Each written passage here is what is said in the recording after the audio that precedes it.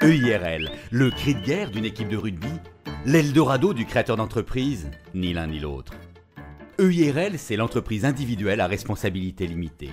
Jusqu'à maintenant, le chef d'entreprise individuel est responsable de ses dettes sur la totalité de ses biens. En cas de faillite de l'entreprise, son patrimoine professionnel, mais aussi ses biens personnels, peuvent être saisis par les créanciers. Une vie qui s'en va en fumée. Dans le pire des cas, le chef d'entreprise peut être dépossédé de sa maison, de tous ses biens, avec les conséquences matérielles, mais aussi sociales et psychologiques.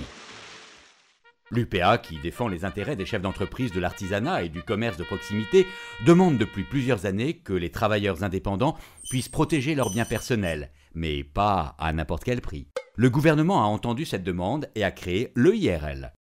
Depuis le 1er janvier 2011, le chef d'entreprise peut choisir ce nouveau statut et mieux protéger ses biens personnels. Comment ? Par une déclaration d'affectation auprès de l'organisme consulaire concerné ou du greffe du tribunal de commerce.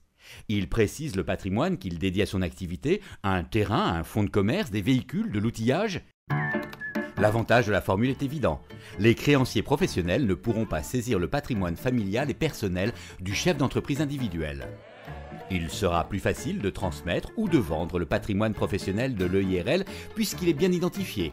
L'EIRL pourra opter selon son intérêt, soit pour l'impôt sur le revenu, soit pour l'impôt sur les sociétés. Il reste des écueils à éviter.